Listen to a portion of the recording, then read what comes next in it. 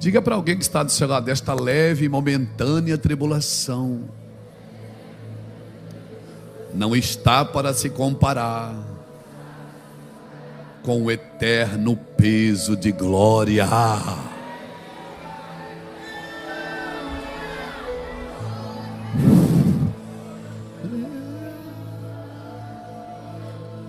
Gênesis capítulo 8, versículo 18.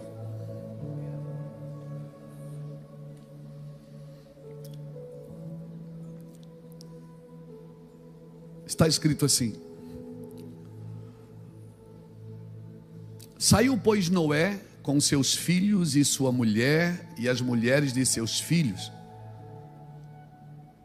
e também saíram da arca todos os animais, todos os répteis, todas as aves e tudo o que se move sobre a terra, segundo as suas famílias.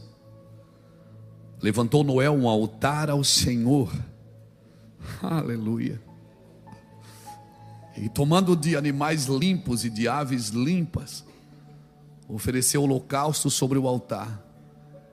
E o Senhor aspirou o suave cheiro e disse consigo mesmo: não tornarei a amaldiçoar a terra por causa do homem, porque é mau o desígnio íntimo do homem desde a sua mocidade, e nem tornarei a ferir todo vivente como fiz. Enquanto durar a terra, não deixará de haver sementeira e ceifa, frio e calor, verão e inverno, dia e noite. Aleluia. Enquanto durar a terra, não deixará de haver sementeira e ceifa, frio e calor, verão e inverno, dia e noite. Amém? Tome o seu lugar, por favor. Eu ainda vou ler numa outra versão, que é a versão que os irmãos botaram aqui, a NVT, que diz assim: Noé, sua mulher, seus filhos e as mulheres deles desembarcaram. Todos os animais grandes e pequenos e as aves saíram da arca, um casal de cada vez. Em seguida Noé construiu um altar ao Senhor e ali ofereceu como holocausto alguns animais e aves puros. O aroma do sacrifício agradou ao Senhor, que disse consigo: nunca mais amaldiçoarei a terra por causa do ser humano, embora todos os seus pensamentos e seus propósitos se inclinam para o mal desde a sua infância. Nunca mais destruirei todos os seres viventes. Nunca mais destruirei todos os seres viventes. Todos os seres vivos. Enquanto durar a terra, haverá plantio e colheita, frio e calor, verão e inverno, dia e noite. Essa é uma aliança do Senhor conosco, com a terra. Por isso, irmãos, queria que você prestasse bastante atenção. Você pode adorar, glorificar, isso não me atrapalha, porque se precisar eu também paro. Eu gosto da chapação, mas o que eu gosto mesmo é de entender, porque a gente só desfruta aquilo que entende. Mateus 13,19 diz: ouvindo alguém o evangelho do reino e não entendendo, o maligno toma-lhe a semente. Então às vezes o problema é que a gente não entende, ouve mas não compreende, ouve mas não discerne, ouve mas não interpreta corretamente, e aí não interpretando corretamente aplica também errado, né? Ouve, interpreta errado e aplica errado, e aí vai vivendo uma coisa errada achando que está fazendo a coisa certa, e às vezes achando que está fazendo para Deus, e Deus vai dizer: não foi isso que eu disse, não foi isso que eu falei. Então chegar a Deus a partir de mim e não dele, não cumprirá o propósito. Gênesis 8, versículo 18 ao 22, Noé sai da arca e faz um altar, e Deus sente o cheiro suave, e aí Deus fala o que você ouviu aqui. Deus disse: olha, eu não vou mais fazer isso que eu fiz com a terra, falando do dilúvio, não vou mais destruir o homem, os seres vivos, não vou mais amaldiçoar a terra por causa do homem. Então eu espero, se Deus não vai mais amaldiçoar a terra por causa do homem, eu espero que Deus restaure a terra por causa de Jesus. Você não gostou da ideia? Eu não estou esperando o fim do mundo, eu estou esperando a restauração dele. Porque se Deus falou que não vai fazer mais, ele não vai mais destruir a terra por causa do homem, então ele vai restaurar a terra por causa de Jesus. Porque Jesus não veio só para tirar o homem do pecado. Jesus não veio só para que a gente virasse gente boa. Jesus não veio só para salvar o homem, ele veio para redimir toda a criação, irmãos. Toda a criação, amém? Toda a criação. Então eu estou esperando, crendo nisso, que virá uma restauração de todas as coisas, a partir de nós. Agora, para mim restaurar alguma coisa, eu preciso ser restaurado na minha aliança, porque já está pronta, Jesus já fez, mas tem muita gente que ainda não entrou na sua plenitude. E um homem, irmão, que não nasceu de novo, para mim ele ainda não tem uma aliança com Deus. Eu não estou falando do cara que vai na igreja, da família que vai na igreja, que dizima, que oferta. Estou falando daquela pessoa que nasceu de novo. Você vai ver a conversa com Jesus e Nicodemos perguntando: Senhor, Nicodemos não entendeu. Jesus está dizendo: Nicodemos, você precisa nascer de novo. Ele disse: como que é isso, nascer de novo? Eu volto para o ventre da minha mãe? Jesus: não, você tem que nascer da água do Espírito. Você tem que mudar a sua forma de pensar. Você tem que mudar a sua natureza. Irmãos, o problema do homem é uma questão de natureza, não é uma questão de comportamento. A gente muda o comportamento, mas não muda a natureza. A gente fazia coisa errada e agora a gente quer fazer coisa certa. E a gente acha que fazendo a coisa certa no lugar da coisa errada já nascemos de novo. Não, a questão é uma questão de natureza. Porque quando Deus criou o homem, Ele fez o homem à sua imagem. Imagem fala de natureza. Segundo a sua semelhança, fala de identidade. Para que o homem domine sobre todas as coisas. Se esse homem que nasceu para dominar todas as coisas e está sendo dominado por alguma coisa, então ele ainda não encontrou a sua natureza e a sua identidade. E ele vai ter que encontrar a sua identidade em Cristo.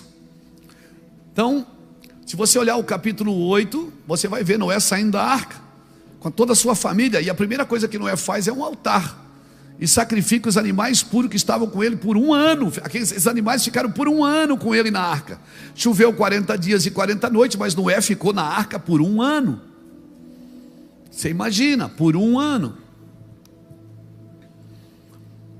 E aí Noé sai, a primeira coisa que ele faz é um altar e faz um sacrifício ao Senhor. Então você vai perceber que a maior obra de Noé não foi construir uma arca, foi reconstruir o mundo depois que saiu da arca. Então a sua maior obra não é a empresa que você tem, não é a igreja que você tem, não é o negócio que você tem. Essa não é a sua maior obra. É o que você está restaurando na terra a partir disso que você está fazendo.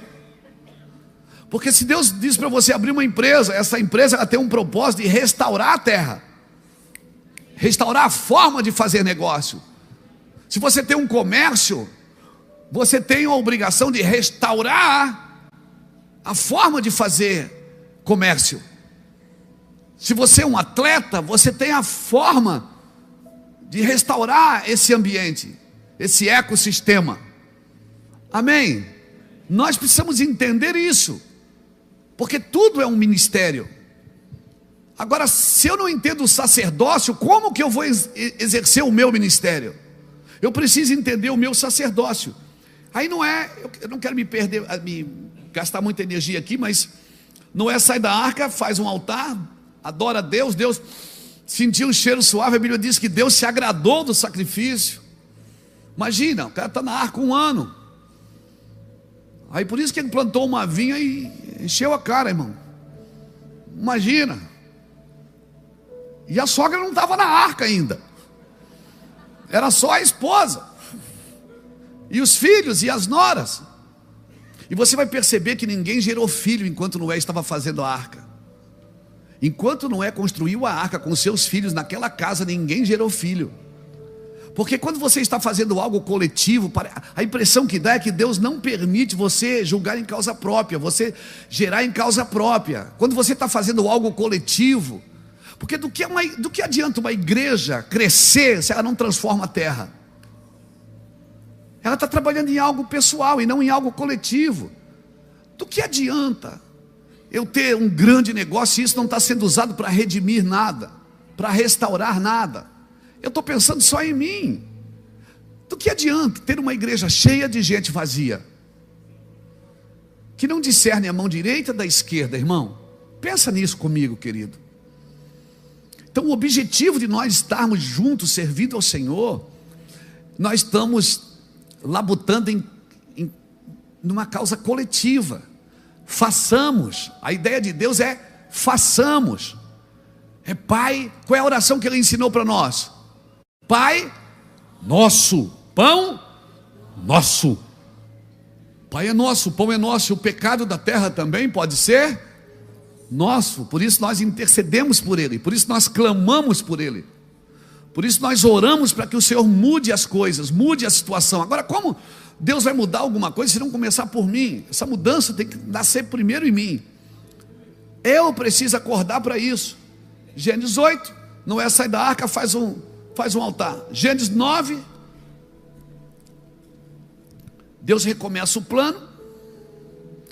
Aí você vai ver o versículo 12 de Gênesis 9. Bota aqui o versículo 12 de Gênesis 9 para mim. Diz assim, ó: então disse, eu lhes dou um sinal da minha aliança com vocês e com todos os seres vivos, para todas as gerações futuras. Coloquei um arco-íris nas nuvens, ele é o sinal da minha aliança com toda a terra. Vai lá. Quando eu enviar nuvens sobre a terra, nelas aparecerá o arco-íris. E eu me lembrarei da minha aliança com vocês. Você pode imaginar Deus esquecendo alguma coisa? Então por que ele diz, eu me lembrarei? É para você lembrar, irmão. Tem coisa que Deus fala que não é Ele que precisa. Ele está dando, Deus é pedagógico, Ele está ensinando a gente. Eu me lembrarei da minha aliança com vocês e com todos os seres vivos. Nunca mais as águas de um dilúvio destruirão toda a vida. Ao olhar para o arco-íris nas nuvens, eu me lembrarei da aliança eterna entre Deus e todos os seres vivos da terra. Versículo 17. Então Deus disse a Noé: este arco-íris é o sinal da aliança que confirmou com todas as criaturas da terra. É com você que Ele está afirmando. Então é comum você ver uma tempestade, não vê? Vem uma tempestade, não vem? Passa a tempestade, parece que vai acabar o mundo naquela tempestade, não parece? Aí depois aparece o quê? Um arco-íris. Já houve tantas coisas do arco-íris, não é? Que se você passar por baixo, fica rico. Tem gente correndo atrás de arco-íris aí, irmão. Se é uma aliança, nós estávamos conversando isso hoje aqui. Por que aparece só a metade? Se a aliança é uma circunferência. O Senhor disse, esse é o arco. Onde é que está a outra metade, irmão? Eu espero que ela esteja na eternidade. Mas só aparece a metade. Porque o Apocalipse capítulo 4, versículo 3 está escrito assim: aquele que estava sentado no trono brilhava como pedras preciosas, como jaspe e sardônio. Um arco-íris com um brilho semelhante ao da esmeralda circuncidava seu trono. O arco-íris, irmão, é uma circunferência. Mas aqui para nós só aparece a metade. A outra metade está onde, irmão? Tomara que esteja no trono. Eu não sei se isso é importante para você, mas deixa eu te falar uma coisa. Por pior que seja a tempestade que passa na sua vida, isso não é o fim. Eu vou repetir: por pior que seja a tempestade na sua vida, tem um sinal de Deus. Eu sei que esse sinal foi dado em relação ao dilúvio, mas eu quero usar isso para dizer para você: por pior que seja a tempestade, tem uma aliança. Deus tem uma aliança com você. Não vai terminar assim, amém? Deus tem uma aliança com a sua casa. Deus tem uma aliança com você. Aí você vai descendo, Gênesis 10 fala da descendência de Noé, Sem, Cão e Jafé. Aí você vai em Gênesis 11, versículo de 1 a 7, fala do desempenho deles para construir uma cidade e uma torre, a famosa Torre de Babel. O ambiente de confusão provocado por Deus Vem para revelar o quê? Que nós estamos com a visão desfocada. Toda vez que vem um ambiente de confusão no lugar, vem para revelar que a visão pode estar desfocada. Foi Deus que fez aquela confusão em Babel. Deus trouxe aquela confusão para dizer o quê? Tem uma visão desfocada aqui. Tem uma visão desfocada nesse lugar. Deixa eu te dizer, Gênesis 11, versículo de 1 a 7, eu não vou ler para a gente ir ganhando tempo. Deus mandou eles fazer a torre? Não. Deus falou com torre sobre eles? Falou de torre para eles? Não. Deus pediu que eles fizessem torre? Não. Deus não falou nada disso para eles, irmãos. Mas eles disseram: vamos fazer uma torre que toque o céu. Vamos fazer o nosso nome célebre. Vamos fazer uma cidade e uma torre. Vamos construir uma cidade e uma torre. Está na Bíblia. Uma cidade, bota aqui para mim, querido. Bota aqui, Gênesis capítulo 11. Depois disseram: venham e vamos construir uma cidade com uma torre que chegue até o céu. Assim ficaremos famosos e não seremos espalhados pelo mundo. Isso é uma visão desfocada, porque a visão de Deus é ir por todo mundo e pregar o evangelho a toda criatura. A remissão é para remir toda a terra, não é para encher cadeira. A remissão é para tocar todas as áreas de uma vida. Não é só para juntar pessoas num lugar, ainda que eu gosto de estar no lugar, porque Deus vem no lugar onde as pessoas estão dedicadas a um propósito. Mas a visão de Deus é macro, é coletiva. Embora Deus é sucinto, conciso e preciso, mas Deus é macro. Ele não é Deus dos evangélicos, Ele é Deus de toda a terra. Deus é Deus de toda a terra, irmãos. Pense nisso quando você pensar em Deus. Por isso Deus não vai se enquadrar, Deus não está refém à nossa crença evangeliquez. Deus não é refém da nossa fé evangeliquez. Se Deus quiser fazer, Ele faz. Por que Ele faz? Porque Ele pode. E por que Ele pode? Porque Ele é Deus. Então eu não posso tornar Deus refém de algo que eu acredito, e eu não acredito. Se não for do jeito que eu acredito, eu não acredito. E se Deus fizer de outro jeito? E se você arrumar a porta da sala e Deus entrar pela cozinha? E se você fizer de um jeito e Deus entrar de outro jeito? E se você que está com tudo organizado e Deus diz: você está organizado para você, não para mim. De repente eu vou fazer algo sobrenatural para você entender como eu funciono.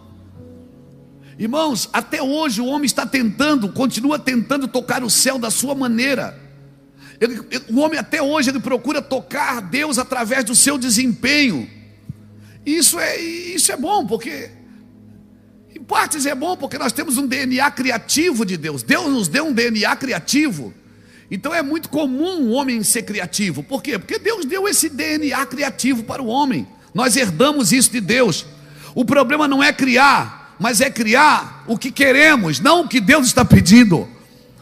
Você está me entendendo? E chama isso de aliança. Isso não é aliança, porque como nós começamos a falar ontem, aliança parte de Deus, não de mim.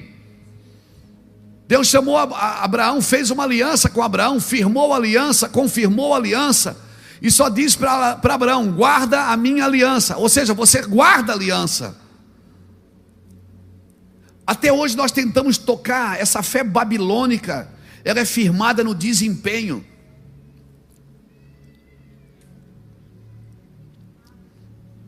E você vai ver que eles estavam construindo uma cidade e uma torre. Aí Deus veio, confundiu as línguas. A Bíblia diz assim, ó, tá lá aí, bota ali para mim, Gênesis capítulo 11.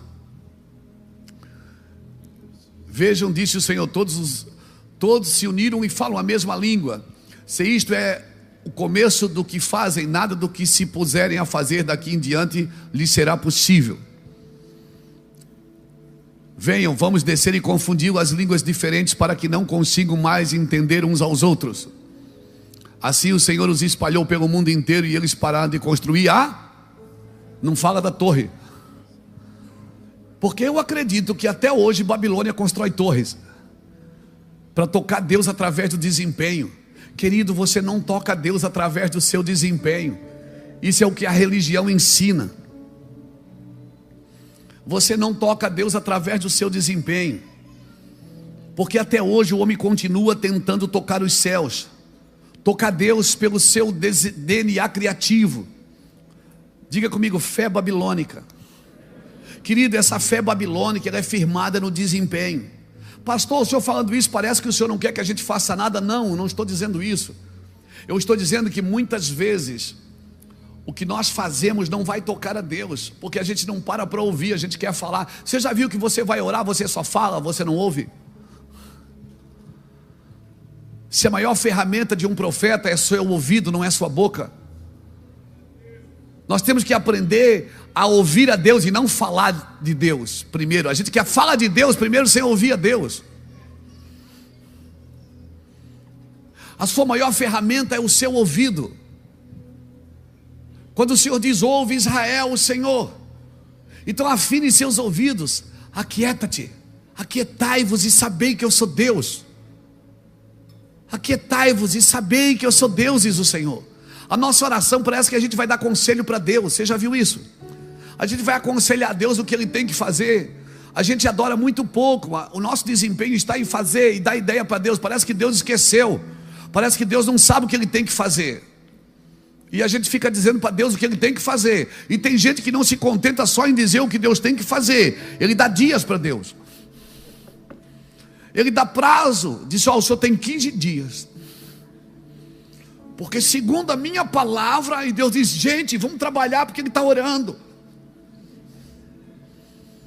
E a gente não para ouvir o Senhor.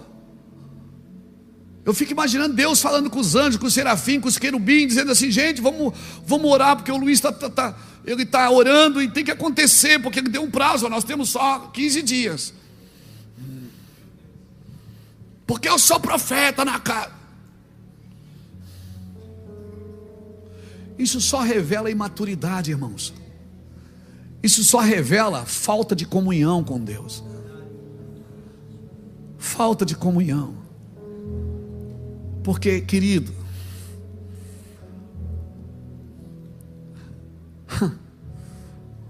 se você tem uma aliança com Deus, você vai sempre esperar Deus falar primeiro.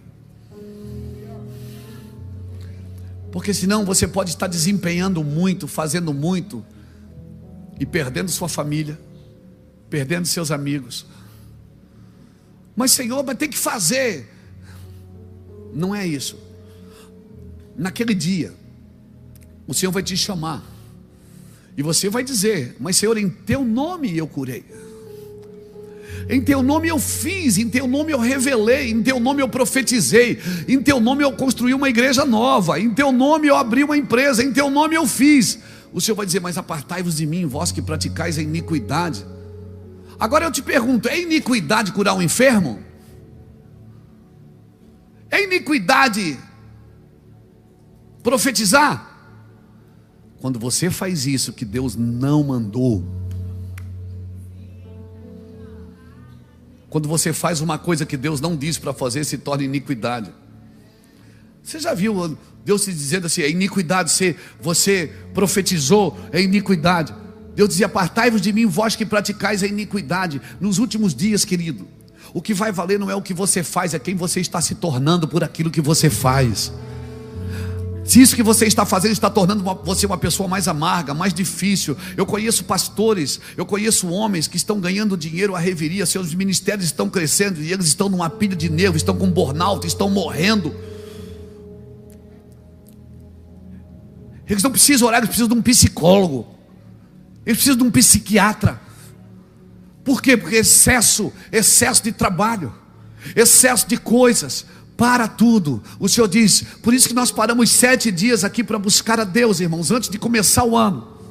Na virada, e já viemos no primeiro dia, para quê? Porque a gente tem que sossegar a alma. Tu pensa que eu não tenho vontade de viajar? Eu queria passear com a pastora Iraci, queria fazer um cruzeiro. Ela quer fazer, eu não quero. Eu já ando de ferro-bote, para que eu vou fazer cruzeiro? Mas a gente gasta. Às vezes nós combinamos, não, ano que vem a gente vai viajar, vamos deixar alguém fazendo a primícia, mas vai chegando no final do ano, irmão. É como se o Senhor aquietasse a gente e dissesse assim, não, Depois vocês andam na terra, depois eu vou levar vocês. Ano passado eu fui em 9 nações. Depois vocês andam na terra, depois vocês vão fazer muita coisa, mas aquieta esses 7 dias. Deixa eu falar.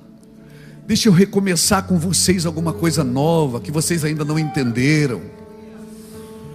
Eis que eu faço nova todas as coisas, diz o Senhor. Essa noite eu vim dizer: você não vai ter uma aliança com Deus se você não se aquietar.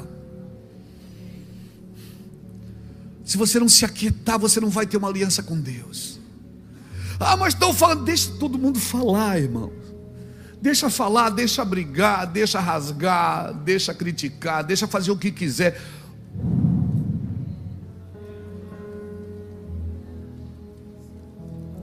Deus dá aos seus enquanto dormem. Não fala para alguém que está do seu lado: vai dormir, irmão. Diga para ele: não incomoda não, irmão, vai dormir. Vai falar: não incomoda não, crente. Vai descansar, irmão, vai relaxar. Vai, Marcelo, relaxar, descansar. Você quer fazer muita coisa, Marta. Fala para ele: Marta, Marta, Marta, Marta, Marta. Fala aí: ô Marta, Marta, Marta. Você está ansiosa e ocupada com muitas coisas. Uma coisa só é necessária. Uma coisa, diga comigo: uma coisa. Não, uma coisa. E a Maria escolheu a melhor parte, a qual não lhe será tirada. Uma coisa. As 3 vezes que Maria aparece na Bíblia, aparece aos pés de Jesus. Agora, Marta estava fazendo alguma coisa ruim? Não, ela estava fazendo a comida, irmão. Ela estava preparando o banquete. Jesus, Marta, está ansiosa e preocupada com muitas coisas. Sabe o que está acabando com você? É muitas coisas. Não, mas eu tenho que produzir. Você tem que parar para ouvir a Deus. Ei, para um dia por semana para ouvir a Deus. O Shabat, irmãos, era para isso. O Shabat era para isso. Porque o judeu guarda o sábado, mas não era para o judeu guardar o sábado, era para o sábado guardar o judeu. O descanso é para te guardar. Por isso você pode guardar o sábado, o domingo, a segunda, a terça, a quarta, a quinta, a sexta. Está falando de descanso. O Deus que você conhece se cansa, mas ele descansou. Para deixar um princípio pedagógico para a gente: você precisa descansar. E às vezes você está cansado porque você quer fazer tudo de uma vez só. Você não respeita o processo, as etapas. Você não respeita os processos e as etapas. Porque parece que se você não tem um plano de ação para enriquecer, para prosperar, parece que você está desviado. Não, irmãos. Às vezes você senta num avião do lado de alguém, você conversa 1 hora enquanto o voo passa, você descobre tudo que a pessoa faz, ela descobre tudo que você faz, mas na saída que você pergunta: como é seu nome? Porque parece que para ela é mais importante o que você faz do que aquilo que você é. Ei, Deus não te vê assim. Para Deus é mais importante o que você é do que aquilo que você faz. Então, se você deseja ter uma aliança com Deus nesse ano que se inicia, aquieta-te um pouco, para ouvir um pouco, depois vai trabalhar. Até porque descanso antes do trabalho é preguiça. Depois você vai trabalhar, mas agora você tem o que fazer, você tem o que dizer, você sabe como se mover. Irmãos, eles deixaram de edificar a cidade, mas até hoje homens continuam construindo torres. Muitos líderes que não pode ter sua torre, ele também não se preocupa em edificar a cidade. Ele só edifica a cidade se ele conseguir ter a sua torre. Eu até construo a cidade, mas só se eu puder fazer a minha torre. Irmãos, deixa eu te contar uma coisa. O espírito babilônico reconhece que Deus existe, mas não se submete à sua vontade. Ele quer alcançar Deus da sua maneira. Tem pessoas que ela vem, a pessoa vem cheia de problema, aí vai se aconselhar com a gente diz, você tem que orar, você tem que jejuar, você tem que ir no monte. Às vezes a pessoa, irmão, ela só precisa ser abraçada. E alguém dizer para ela, se aquieta-te um pouco, querido. Para de pensar besteira. A gente empurra todo mundo para a oração, para o jejum. A gente empurra todo mundo para dar uma oferta. Mas a gente tem que empurrar as pessoas para descansar também. Amém, meu irmão? Amém. Depois de você ler Apocalipse 18, porque a Babilônia, ali no Apocalipse 18, fala de Babilônia. Eu estou dando os textos, depois você estuda. Babilônia, ela produz um tipo de gente que produz um tipo de prática. E nesse texto nós vemos a queda de Babilônia. E você vai ver que o diabo, ele não cria, ele copia. Ele copia. Quem cria aqui é Deus, meu irmão. Quem cria é Deus. Olha o que está escrito em Deuteronômio capítulo 6, versículo de 4 a 8. Deuteronômio capítulo 6, versículo de 4 a 8. Bota aqui para mim. Ouve, Israel, o Senhor nosso Deus é o único Senhor. Amarás, pois, o Senhor teu Deus de todo o teu coração, de toda a tua alma e de toda a tua força. Estas palavras que hoje te ordeno estarão no teu coração. Tu as inculcarás a teus filhos e delas falarás assentado na tua casa, andando pelo caminho, e ao deitar-se e ao levantar-se. Também atarás como um sinal na tua mão, e te serão por frontal entre os seus olhos. Na mão e na mão e aonde? Onde o Senhor mandou botar o sinal? Na mão e na testa. Aí você lê Apocalipse 13. Bota aí Apocalipse 13, versículo 16 e 17.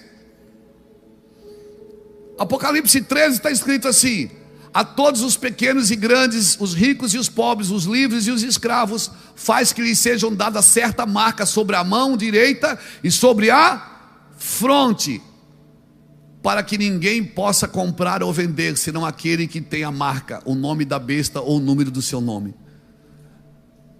Deus mandou você inculcar na cabeça e guardar na mão. O diabo vai lá e diz que vai ter uma marca da besta. Aonde? E na mão. Deixa eu te falar uma coisa: o diabo não cria, só copia. A forma de pensar, irmãos, padroniza o comportamento. Se você for estudar Apocalipse capítulo 18, versículo 12 ao 16, você vai ver que Babilônia também tem linho fino. No capítulo 19, versículo 7 de Apocalipse, fala do linho fino, que são os atos de justiça dos santos.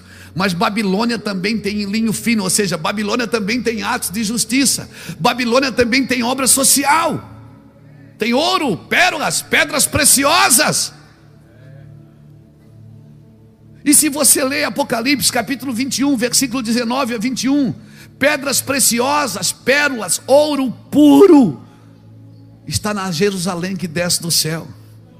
Babilônia também tem ouro, só que não é puro. O puro está na cidade que desce dos céus. O que é que eu quero dizer com isso? Eu não estou aqui para falar de escatologia, não é isso. Eu estou dizendo para isso porque é muito sutil. Babilônia é muito sutil. Vem para confundir as suas ações. E Babilônia, Deus não vai buscar você que tem que sair dela. Babilônia é um modus operandi de Satanás, irmãos. É uma forma de operar que confunde. E eu ouso a falar que, infelizmente, em muitos lugares, e às vezes até na igreja, a forma de enriquecer o povo, a forma de trazer justiça social, a forma de ensinar sobre riquezas, sobre prosperidade, muitas vezes está equivocada. Os princípios são babilônicos, não são abraâmicos, não são celestiais. Tem um jeito de prosperar debaixo de uma aliança, irmãos. Tem um jeito de viver de uma forma correta debaixo de uma aliança, sem balança enganosa, sem enganar, sem mentir, sem enganar. Tem um jeito. O diabo sempre vai querer criar um atalho, mas só Jesus tem um caminho para você que não tem atalho, irmãos. Se você tem uma aliança com Deus, você não pode tropeçar nos detalhes da aliança. Você tem que ler aquelas letras miúdas do contrato. Aquelas letras miúdas. Por isso que para muitos a grande tribulação é a destruição da terra. Para mim é um fogo renovador. É um fogo que vai purificar a terra. Aleluia. Aquilo que você está chamando de luta pode ser o fogo que está purificando seu coração, que está purificando a sua mente. Aquilo que você chama de pressão, de guerra, quem sabe Deus está tirando de você orgulho, está tirando de você soberba, está tirando de você mentira. Por quê? Porque Deus tem uma aliança com você. Aleluia. E Ele te quer como Ele é, santo, puro, verdadeiro. Deus se move dentro de um espaço chamado verdade. Deus derrama a sua glória dentro da verdade. Aleluia. Isso é adoração, isso é intercessão. Fizemos aqui hoje pela manhã. É proclamar. Adorar é se apropriar do que Deus é. Interceder é se colocar naquilo que Deus está fazendo. Proclamar é falar do que Deus está falando. Irmãos, a maior luta, quem prega, tu sabe disso, Salvo, o Vânio sabe, Erivelto, o Anderson que congrega em outra igreja, sabe, todo mundo sabe, quem prega sabe. A nossa maior luta para pregar não é o que vamos pregar, porque a gente conhece Bíblia. Cada enxadada é 10 minhocas, irmão. Cada vez que eu abro a Bíblia, eu tenho que pegar o caderno e a caneta ou o iPad para escrever, porque cada vez que eu leio, salta um monte de coisa. Cada conversa que a gente tem com os homens, com as mulheres de Deus, meu irmão, é um sermão por dia. É um sermão a cada 10 minutos. Eu vim aqui hoje orar 2h30, 3 horas aqui. Eu escrevi, meu Deus, eu tenho muitos sermões, mas mensagem eu só tenho uma. Jesus Cristo, Cristo em vós é a esperança da glória. Então o negócio não é pregar. Pregar qualquer um pode fazer. A IA vai fazer isso para você daqui a pouco. A IA já está fazendo. Você conversa com a IA. Oi IA, tudo bem? Ela diz, tudo bem, como você está? Eu estou bem. E você vai na igreja hoje? Não, eu não vou na igreja porque eu sou inteligência artificial. Mas eu vou na igreja porque eu sou crente. E nós conversamos nesse nível. Então a IA daqui a pouco está fazendo sermão para você. Ela vai pregar no seu lugar. Agora eu quero ver ela transmitir a vida de Deus. Eu quero ver se ela vai conseguir botar a mão no enfermo e ele ser curado. Eu quero ver se ela vai conseguir profetizar e declarar o que Deus está por fazer. Ela não vai conseguir. Então não se trata de informar, por favor, para de informar sobre Deus. Essa geração não precisa de mais informações sobre Deus, elas precisam de vida. Elas precisam que alguém transmita vida. Não é informação, é transmissão de vida. Aleluia. Então só faça se você estiver apaixonado, se você tiver uma aliança com Deus. Aleluia. Alguém está me entendendo aqui? Dá glória a Deus então. Deixa eu ver se você está ouvindo. Não se trata de pregar, irmão. Não se trata. Esse dia eu estava ouvindo uns louvor tão lindo. Eu disse, meu Deus, que coisa linda. Tudo IA. Alguém me frustrou, disse, pastor, isso aí é IA. Eu digo, não é não, é aqui o nome do cara. Inácio Araújo, é IA.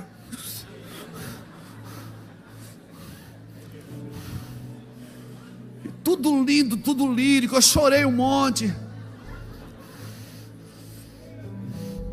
Chorei um monte, falei em línguas. Deu uma raiva, irmão. Depois eu digo, mas é IA mesmo, cara. Daí eu fui lá e entrei.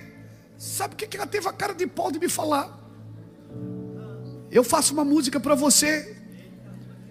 Aí eu escolhi um salmo e botei o salmo ali, saiu uma música com a minha voz, irmão. Rapaz, eu estou cantando pra caramba.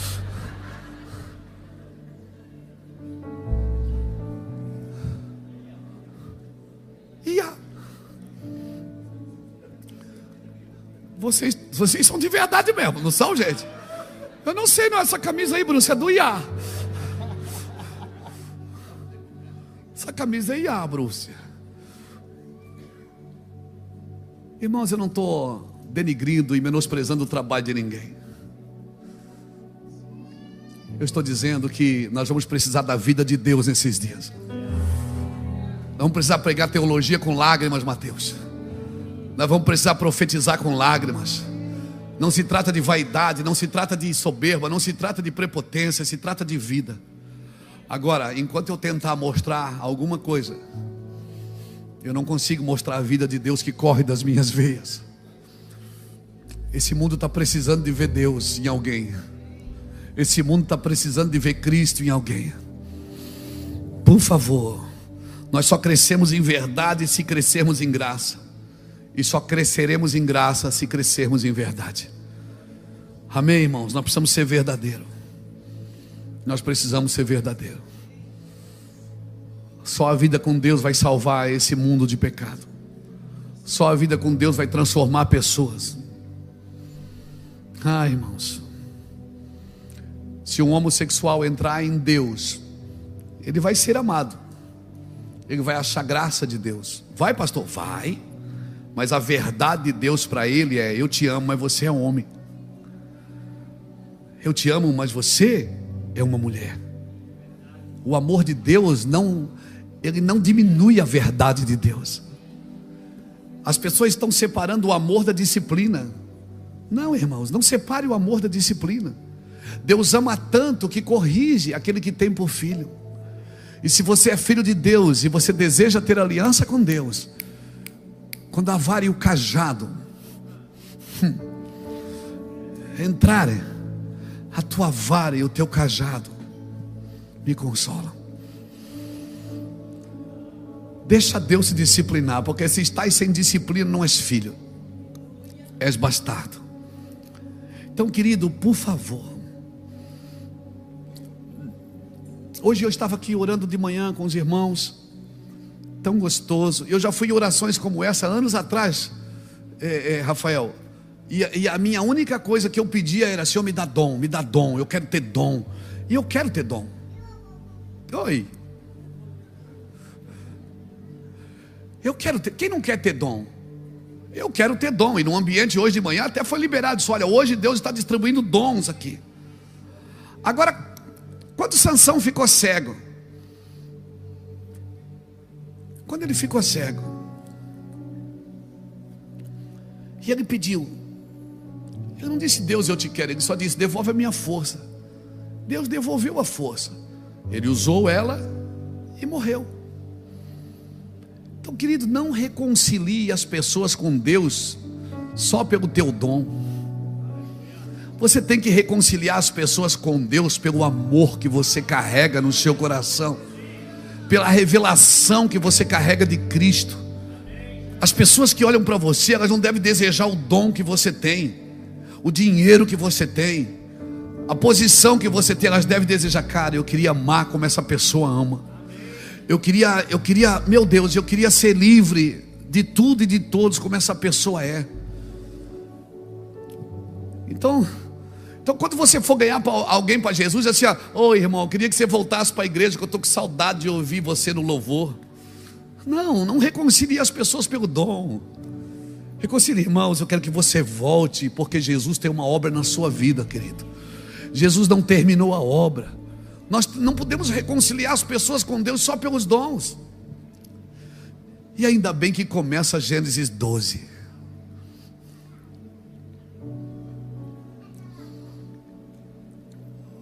Porque depois que a torre desaba, que a cidade para de construir, Deus começa uma aliança com um homem chamado Abraão. Deus faz uma aliança com Abraão e começa dizendo: sai da tua terra, sai da tua parentela, sai da casa do teu pai. Deus não está querendo separar a família de ninguém. Ele só está dizendo o seguinte: sai desse sistema, sai desse ambiente babilônico, sai desse ambiente, desse lugar. Uma ordem para mudar o padrão, para voltar à ideia original. Então hoje eu quero deixar essa mensagem para você. Vou falar um pouquinho de Abraão, mas eu quero deixar isso fixado no seu coração.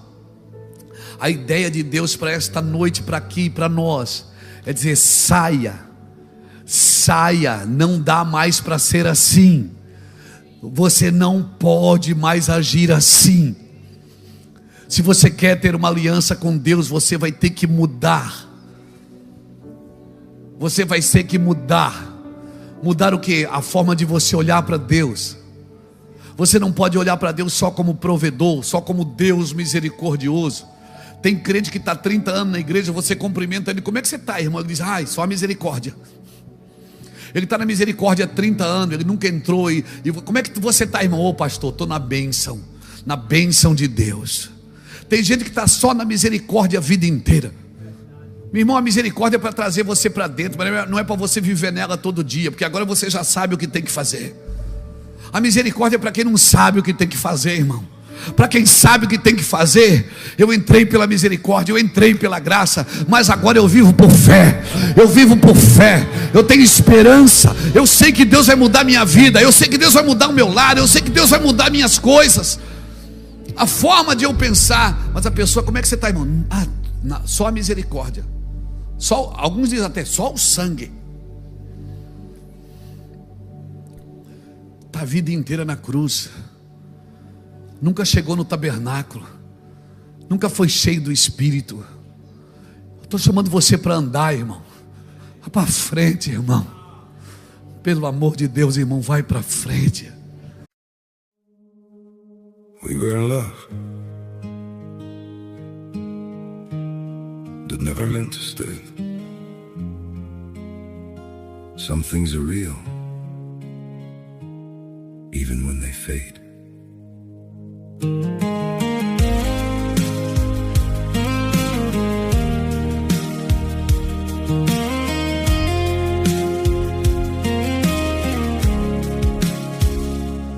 I used to think if we kept holding on, we could bend the truth somehow.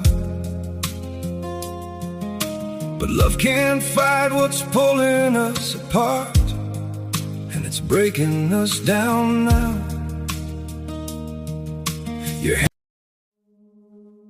We were in love that never meant to stay. Some things are real, even when they fade.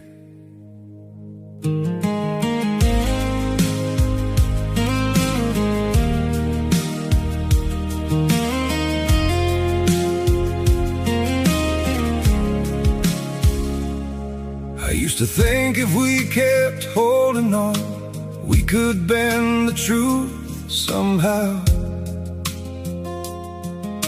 But love can't fight what's pulling us apart, and it's breaking us down now.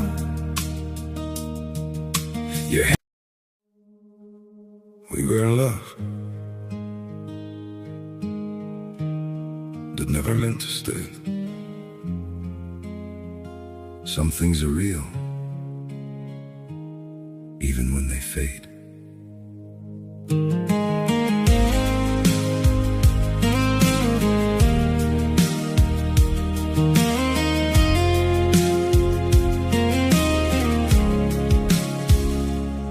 I used to think if we kept holding on, we could bend the truth somehow.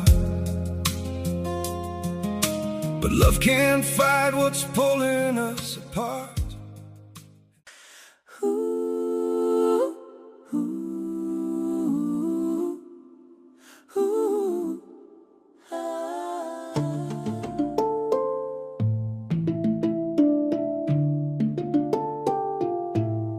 Walking on the ceiling of a world you never see. There's a fiber optic cable running underneath the tree. You think the silence is empty, you think the ground is still, but we're sending electricity across the mossy hill.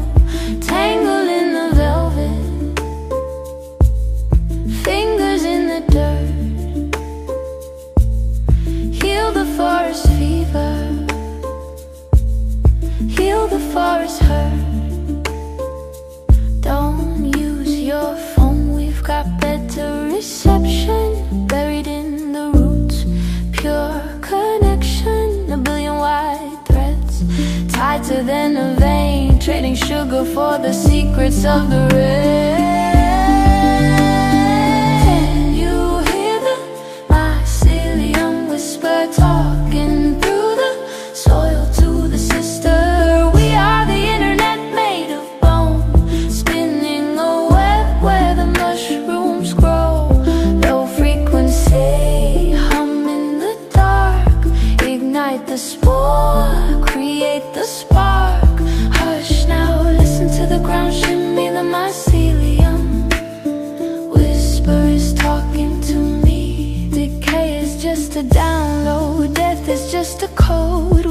recycle every story on the subterranean road. From the oak to the pine, the signal travels fast, eating up the future and digesting all the past. Glow in the night,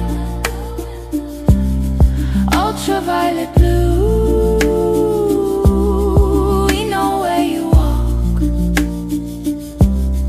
we are feeling you. Don't use your phone, we've got better reception. Buried in the roots, pure. Aleluia. Não sacrifica Jesus de novo. Com uma só oferta Ele aperfeiçoou para sempre os que vão sendo santificados. E graças a Deus, eu queria que você fizesse um paralelo com a fé abraâmica e com a fé babilônica. A fé babilônica vem pelo seu desempenho. A fé de Abraão, o Senhor disse: eu faço uma aliança contigo. Você só precisa sair. Sai desse ambiente. Sai desse ambiente de prisão. Sai desse lugar. Sai. Seja livre para me buscar. Seja livre para me adorar. Seja livre para entrar nesse lugar. Primeiro, irmão, Abraão tinha comunhão com Deus. Você vai ver que todo lugar que Abraão passou, depois que Deus o chamou, todo lugar que Abraão passou, ele construiu um altar. Você vai ver Abraão entrando na terra de Canaã, por onde ele passava, recebia uma palavra, respondia com altar. Todo lugar ele recebia uma palavra, respondia com altar. A segunda coisa, Abraão teve uma revelação da Trindade na ação. Teve, irmão? Teve. Jesus deixou claro quando Jesus disse: Abraão viu o meu dia e glorificou. Ele não é o pai da fé, irmãos. Ele não é um pai da fé irresponsável. Não foi porque Deus olhou e disse: eu vou chamar ele. Não, ele também respondeu. Ele respondeu corretamente muitas coisas que Deus fez através dele. Se você olhar para Gênesis capítulo 18, versículo de 1 a 3, três foram visitar Abraão naquele dia, em Gênesis 18. 2 foi destruir Sodoma e 1 ficou com Abraão. Quem será que jantou com Abraão aquele dia, irmão? Quem será que comeu com Abraão naquele dia? Quem foi lá e declarou descendência? Quem foi lá e disse: a sua mulher vai ter um filho? E ela riu. Quem foi aquele homem que Abraão chamou de Senhor? Apareceu o Senhor a Abraão nos carvalhais de Mamre, quando ele estava sentado à entrada da tenda, no maior calor do dia, ao meio-dia. Levantou ele os olhos e olhou, e aí 3 homens de pé em frente dele. Vendo-os, correu da porta da tenda ao seu encontro e prostrou-se em terra. Eu não vou ler porque o texto é grande, eu quero ficar aqui com vocês. Um judeu chamado Aster Strater, ele tem um livrinho pequenininho, tão bonitinho o livrinho. A pergunta é: quem almoçou com Abraão? Quem você acha que almoçou com Abraão naquele dia? Irmão, um homem que Deus tem uma aliança, Deus vai revelar Jesus na íntegra para ele. O Espírito Santo vai revelar Jesus na íntegra. Por isso que ele é maluco, por isso que parece que ele fala umas coisas nada a ver, porque todo mundo está indo para um caminho, parece que ele tem umas diretivas confusas, mas não tem, irmão, não tem. Abraão teve uma revelação clara da Trindade em ação. 2 anjos foram destruir Sodoma e 1 ficou com Abraão, dizendo o que ia acontecer dali por diante. Eu quero crer que o meu Jesus almoçou com Abraão naquele dia. O Jesus que ainda não tinha sido encarnado, que ainda ele comeu com Abraão, irmão. Irmão, porque um homem de aliança, ele é fora da casinha. Deus não vai mandar qualquer anjo, ô Fábio. Ô Jacques, tu acha que Deus vai mandar qualquer anjo? Quando Deus tem aliança, não é qualquer um que vem, irmão. Não é qualquer. Você quer ter uma aliança, ou você quer ser só evangélico? Você quer ter uma aliança ou quer ser só evangélico? Não, mas é que eu era católico, agora sou evangélico. Eu parei de adorar imagem, mas aí agora adoro pessoas.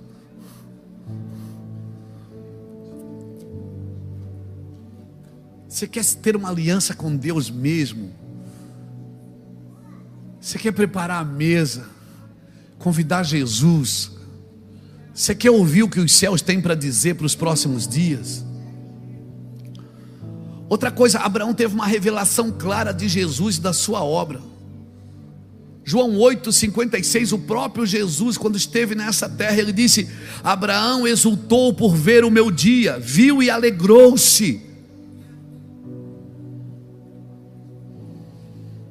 E ainda Jesus disse: se vocês fossem filhos de Abraão, vocês praticariam as obras de Abraão.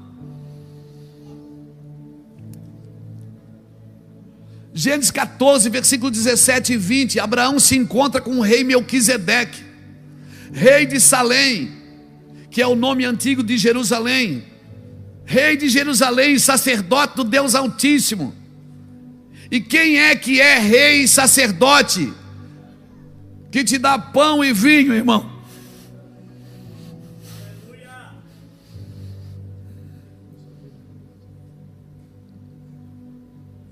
Para quem Abraão dizimou naquele dia, meu Deus. Hebreus capítulo 7, versículo 1 diz que é um rei de justiça, rei de paz. Quem é esse? Que permanece sacerdote para sempre. Versículo 3 versículo 3 de Hebreus, versículo 3 do capítulo 7 diz que permanece sacerdote para sempre. Abraão se encontra com um rei sem início e sem fim de vidas, que é quem é o princípio, irmão, e o fim. Vamos para frente. Abraão teve uma revelação de Cristo crucificado.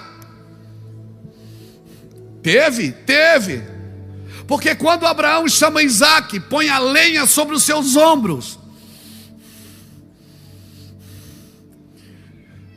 Quando Abraão vai sacrificar seu filho, ele pré-anuncia o que Deus ia fazer com o seu filho também. Tudo que Abraão fez, ele apontou para Cristo, irmãos. Ele viu a glória. Um homem de aliança vai ver a glória. É muito mais do que só a igreja, irmãos. Meu irmão, acorda, você é um homem de aliança, uma mulher de aliança.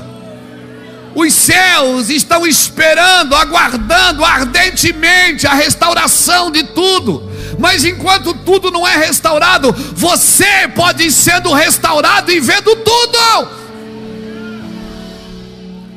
Eu estou esperando a restauração de tudo. Está esperando a restauração de tudo? Quem está esperando a restauração de tudo?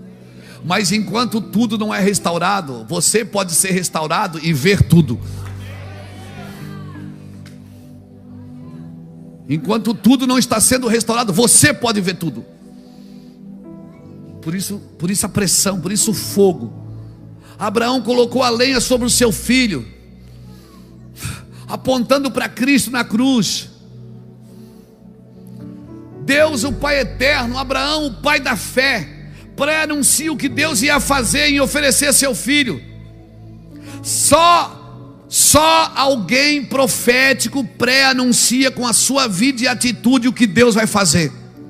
Eu vou repetir: só alguém profético pré-anuncia com a sua vida.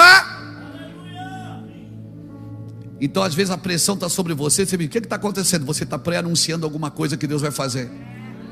Eu não sei se é comum com você, comigo às vezes me dá uma dor no ombro. O Senhor diz: tem alguém aqui com dor no ombro. Às vezes eu venho pregar, será me dá um ruim. É como se tivesse alguém no auditório com aquele problema. Aí você diz: está amarrado, o senhor está exagerando. Não, irmão. Uma pessoa profética, um homem e uma mulher que são proféticos, eles pré-anunciam com a sua vida, não é com a sua palavra, é com a sua vida. Ele pré-anuncia o que Deus está por fazer. Por isso muitas coisas aconteceram com você e era necessário que acontecesse, para você se tornar e se tornando a pessoa que você está se tornando. Tem muitas coisas que aconteceu com você que era necessário que acontecesse para você se tornar o que você está se tornando.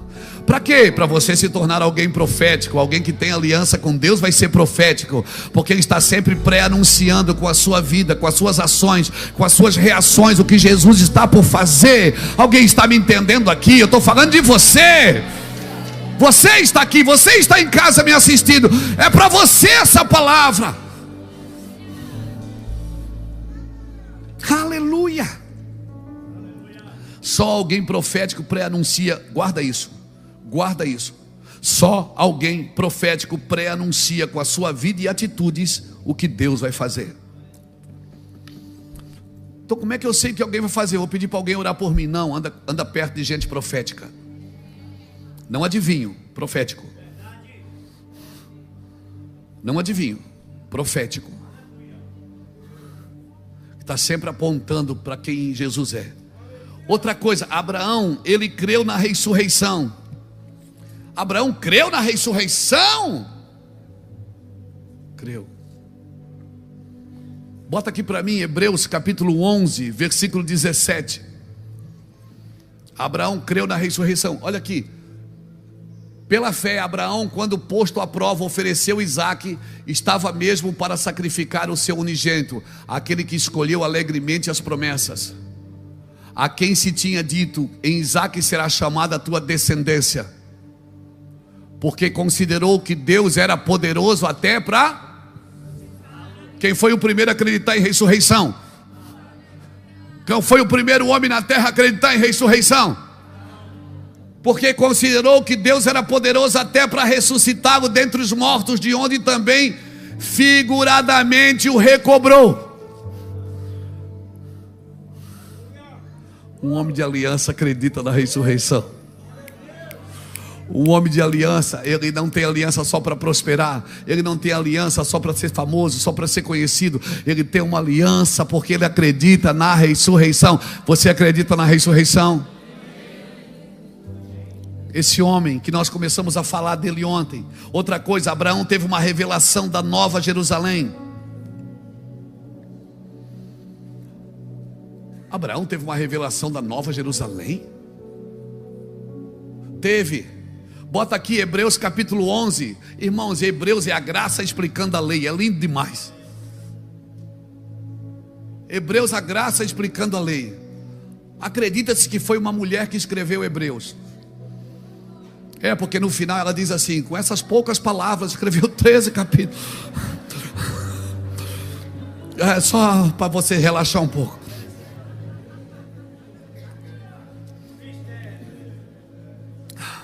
Vamos lá, Hebreus 11. Oh meu Deus, que coisa boa falar de ressurreição. Hebreus 11, versículo 8. Hebreus 11, versículo 8. Pela fé, Abraão, quando chamado, obedeceu a fim de ir para um lugar que devia receber por herança, e partiu, sem saber para onde ia.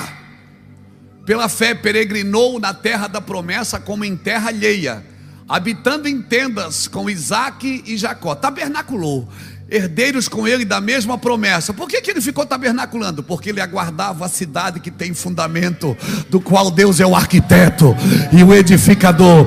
Abraão estava aguardando a Nova Jerusalém que descia do céu, irmãos.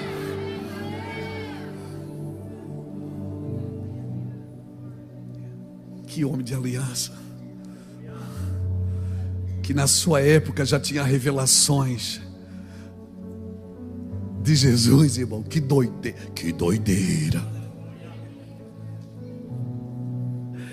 Ele saiu para ir para um lugar, mas não sabia para onde era. Ele tinha convicção que existia, mas não sabia onde era. Que cidade existe na terra que foi construída por Deus? Nenhuma. Mas só tem uma cidade que foi construída por Deus, que Deus é o arquiteto e o construtor, e ela um dia vai descer aqui, aleluia. Oh meu Deus, alguém dá glória, dá glória. Isso, eu creio, diga: eu creio, Senhor, eu creio nisso, aleluia. A fé babilônica quer construir cidade. A fé eterna de Abraão não constrói. Ela caminha esperando a Nova Jerusalém. A fé abraâmica está dizendo: constrói uma torre para chegar a Deus. A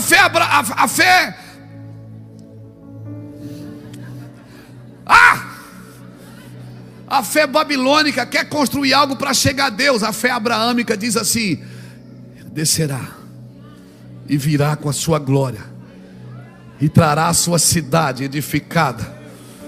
Ei, meu Deus, alguém está me entendendo aqui?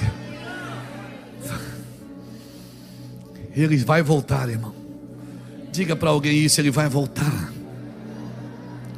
Ele buscava uma cidade, um reino eterno. Ele buscava uma cidade que tem fundamento.